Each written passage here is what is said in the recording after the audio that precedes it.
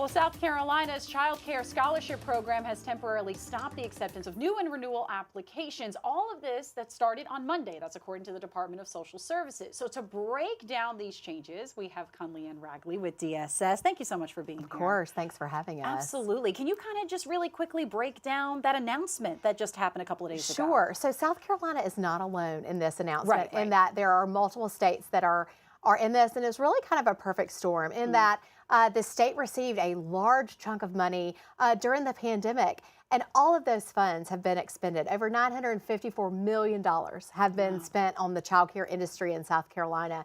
And so really what happens when you or I spend too much money or money that we don't have, we go into a deficit. And so part of this announcement is to try to right size the program, but also we're still feeling the impacts of the federal government shutdown. We have not received our disbursement from the federal government that helps to pay for these scholarships.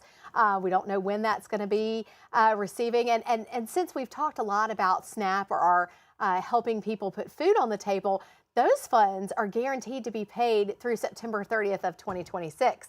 However, with the federal government shutdown that may or may not happen in January, those child care funds are not guaranteed. And so part of this is to try to right size the program to let families know. But first and foremost, we want to remind the public that if you have an approved scholarship program and the approval runs for 52 weeks, you are not losing your scholarship. We are not cutting your scholarship. I know that there are some states where they are actively limiting payments. That is not what we're doing in South Carolina. So just to kind of not to drive fear-mongering, that we're not going to be cutting those payments, that if you're approved for 52 weeks, which is our annual approval process, you will continue to receive that scholarship for your child and your family to attend childcare. But what this does mean is that we are going to be limiting how we're able to add new families and new children to the program.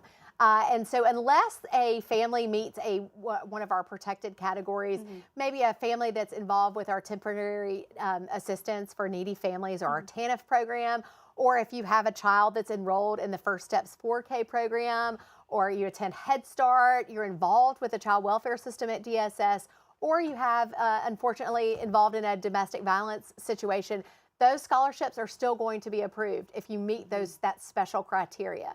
But for the general public, as it is, that we are unable to add new children at this time. We're continuing to take those applications, but if you don't fit into one of those protected class categories, that unfortunately we would not be able to provide an approval for your application until some of those additional funding mechanisms kick in. And so really quickly, how can people go ahead and apply? Sure. So if you go to our website at dss.sc.gov, we've moved a lot of our programs and services online, including applying for temporary assistance for needy families, or TANF, SNAP, which is our Supplemental Nutrition Assistance Program. I know that's been a lot of discussion about that over the last couple of weeks with the government shutdown and us able to push out those benefits starting within 90 minutes of getting the word from the federal government. But visiting dss.sc.gov, going to our online portal. There you go. That's how you can apply online. There you go. I love it. Well, thank you so much for putting all this information out there. We'll be right back.